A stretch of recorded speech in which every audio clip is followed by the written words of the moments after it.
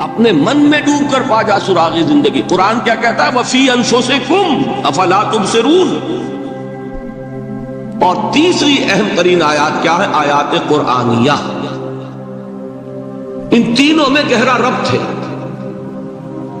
آیات آفاقی، آیات انفسی، آیات قرآنی.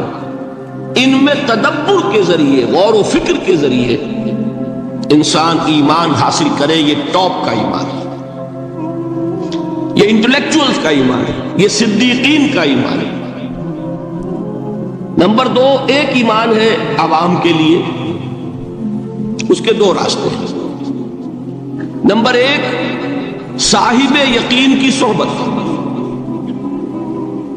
جس کے اندر یہ ایمان پیدا ہو چکا ہو، آپ اس کے قریب رہیے.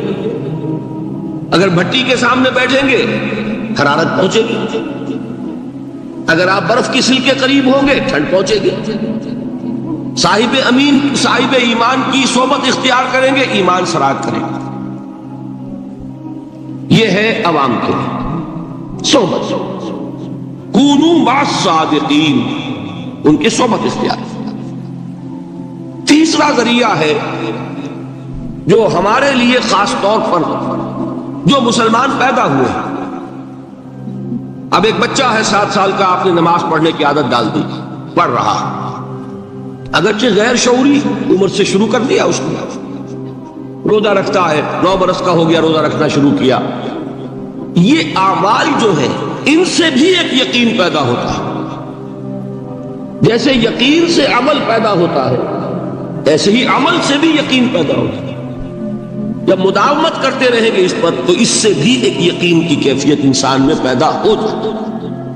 سورہ حجرات میں جو بحث آئی ہے اس کے آخر میں یہی ہے کہ اے نبی، یہ بدو جو دعوے دار ہیں ایمان کے، یہ آپ پر احسان دھر رہے ہیں. یمنون علیک ان اسلموا قل لا تمنوا علی اسلامکم بل اللہ یمن علیکم ان ہداکم للایمان ان کنتم صادقین.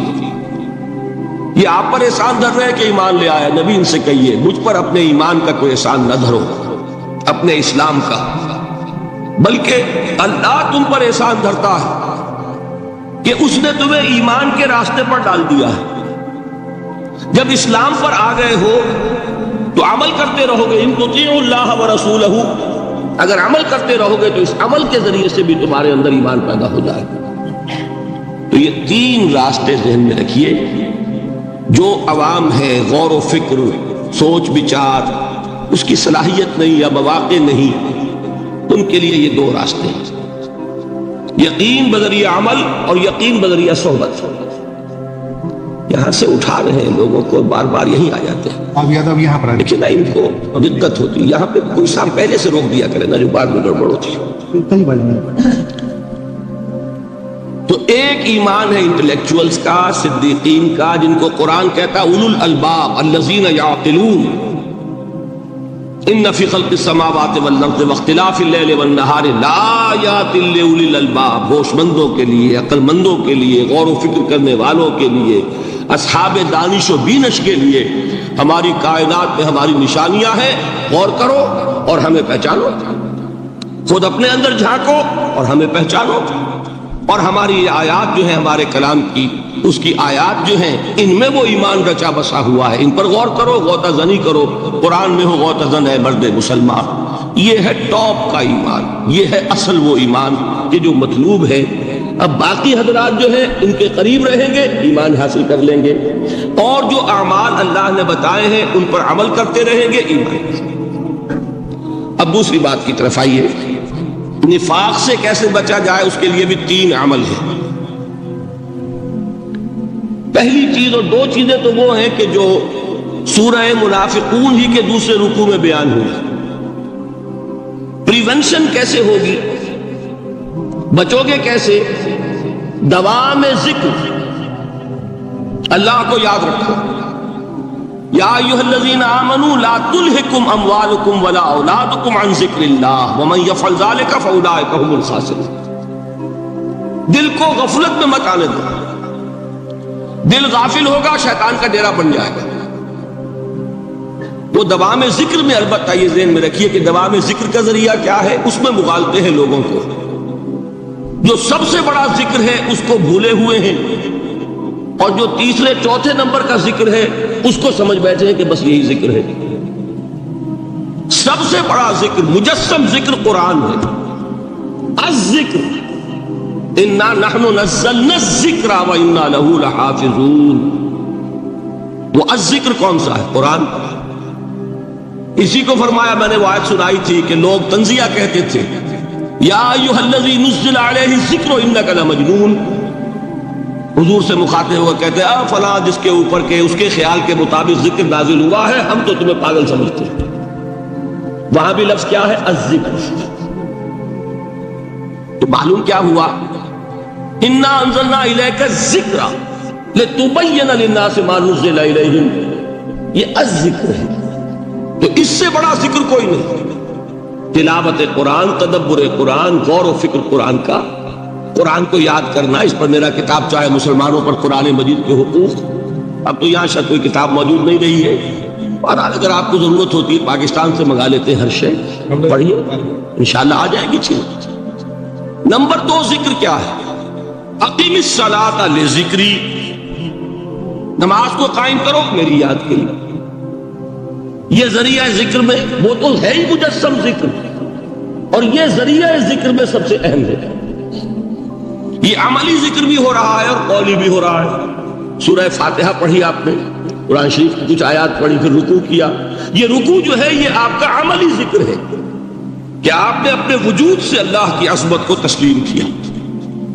پھر آپ سجدے میں گرے، یہ آپ کا عملی ذکر ہے کہ اپنے وجود سے آپ نے اللہ کی عظمت کو اور تسلیم کیا. تیسری چیز ہے مسنون دعائیں اور مسنون اذکار جو حضور سے ثابت ہے. ہمارے ہاں کیا ہو گیا؟ مجھے فلاں بزرگ نے یہ چیز بتائی ہے، وہ تو پڑھتے چلے جا رہے ہیں. نہ قرآن سے دلچسپی، نہ اذکار مسنونہ سے دلچسپی. ادعیہ معصورہ. آپ غور کریں گے کہ زندگی کے ہر عمل کے لیے حضور کی دعا موجود ہے. صبح اٹھے دعا ہے، آنکھ کھلتے بیت الخلاء میں داخل ہونے لگے دعا ہے، نکلے دعا ہے، وضو کرنے بیٹھے دعا ہے، فارغ ہوئے دعا ہے، مسجد کے لیے گھر سے نکلے دعا ہے، مسجد میں داخل ہوئے دعا ہے. مسجد میں تو ہے ہی ذکر، نماز ہے، تلاوت ہے. باہر نکلے دعا ہے، گھر میں داخل ہونے لگے پھر دعا ہے. سواری پر سوار ہو رہے ہیں دعا ہے، اتر رہے ہیں دعا ہے، شیشہ دیکھ رہے ہیں دعا ہے، کپڑے پہن رہے ہیں دعا. زندگی کا کوئی عمل نہیں یہاں تک کہ جو تعلق زن و شو ہے، جس کو کہ خالص حیوانی بات سمجھا جائے گا، اس کے لیے بھی دعا ہے. غفلت میں وہ کام بھی نہیں کرتے. سمجھ رہے ہیں آپ؟ اب آپ غور کیجئے، اس میں کوئی اضافی وقت نہیں لگا، کوئی اضافی پوسچر اختیار نہیں کیا آپ نے، یوں بیٹھو، اس طرح بیٹھو، یوں کرو. کوئی آپ کا وقت اضافی نہیں لگا. جو کام کر رہے ہیں اور آپ اللہ کو یاد کر رہے ہیں، اور وہ اللہ کی یاد اس کام کی مناسبت سے ہے. ان ادعیہ معصورہ سے 2 تعلق جڑ گئے انسان کے. دعا کس سے کر رہے ہیں؟ اللہ سے. جڑا کہ نہیں؟ اور یہ الفاظ کس کے ہیں؟ محمد رسول اللہ کے. تو آپ کے 2 تعلق جڑ گئے. آپ اپنی جی سے گھڑ کر دعا مانگیں گے تو پہلا تعلق ہو جائے گا، دوسرا نہیں ہوگا. بہتر سے بہتر دعا مانگ لیں آپ. لیکن حضور سے جو معصور اور مسنون الفاظ جب آپ زبان سے نکالتے ہیں تو آپ کا تعلق اللہ سے بھی ہوا بذریعہ دعا، اور وہ الفاظ چونکہ حضور کے ہیں صلی اللہ علیہ وسلم تو حضور کے ساتھ ہوا. یہ تیسرا درجہ ہے. چوتھے درجے میں مانتا ہوں کہ ایک ہوتی ہے خاص کسی شخص کے امراض کی تشخیص کرنے کے بعد تجویز. کوئی اگر طبیب ہے، ماہر طبیب روحانی، وہ آپ کو دیکھے گا تو اندازہ لگائے گا کہ آپ میں کیا کمی ہے، اس کے مطابق آپ کو ذکر بتائے گا. بھئی فلاں آیت کا مراقبہ کیا کرو. کسی میں بزدلی ہوتی ہے، کسی میں مال کی محبت زیادہ ہوتی ہے، کسی میں توکل کی کمی ہے، کسی میں شہرت کی خواہش ہے، نمایاں ہونے کا جذبہ ہے، کسی میں تکبر ہے. سب کا ایک سا برس تو نہیں ہوتا. تو یہ در حقیقت اندھے کی لاٹھی سے نہیں چلنے والی بات. یہ تو ماہر کا کام ہے کہ وہ تجویز کرے کہ تمہارے لیے خاص طور پر ذکر نہیں. در حقیقت ہمارے جو یہ سلسلے تھے سلوک کے، یہ بڑے ماہر ہوتے تھے، یہ لوگ بڑے ماہر اطباء تھے۔ یہ جو علم نفسیات ہے اس کے ہمارے صوفیاء سے بڑھ کر کبھی کوئی عالم گزرا ہی نہیں دنیا میں۔ فرائڈ کیا ہے اور ایڈلر کیا ہے اور یونگ کیا ہے، بچے ہیں۔ ہمارے صوفیاء کرام نے جس طرح انسان کی نفسیات کو سمجھا اور وہ ان کی مناسبت سے تجویز کرتے تھے، لیکن اس کو رکھا جائے گا چوتھے نمبر پر۔ جیسے مولانا احمد علی صاحب فرمایا کرتے تھے، بھائی اس آیت کا مراقبہ کیا کرو۔ مراقبہ کیا مانی؟ اب انہوں کو ان الفاظ کو بھی ہم نے خام خواہ کچھ خاص ایک شکل دے دی۔ مراقبہ کیا؟ توجہ کرنا، دھیان کرنا، خاص اس آیت کے اوپر، اس کے معانی پر اپنے ذہن کو جمانا۔ وہ کیوں ہے؟ تاکہ آپ کے اندر جو کمی ہے اس کی تلافی اس سے ہو۔ لیکن یہ کہاں آئے گا؟ چوتھے نمبر، سمجھ گئے؟ تو نفاق سے بچنے کا ذریعہ، پریونشن کیا ہے نفاق سے؟ دوام ذکر۔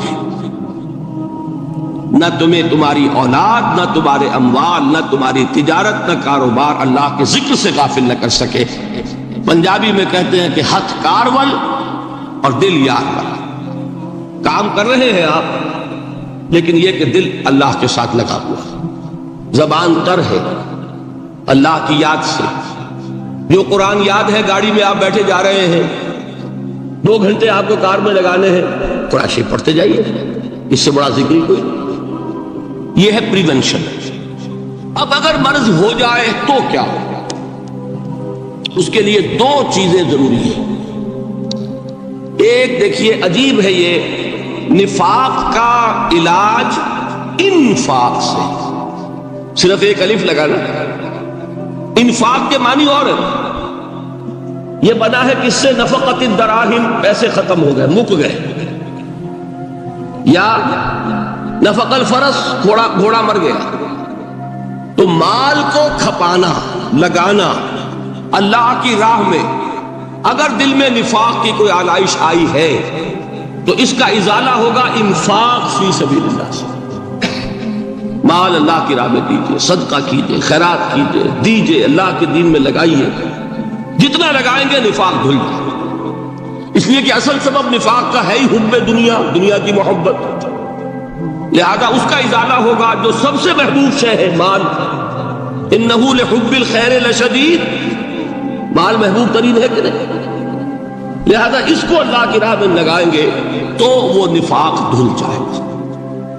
اور ایک اور چیز ہے جو بہت اہم ہے، بہت ہی شعوری طور پر اس کا اہتمام کیجئے۔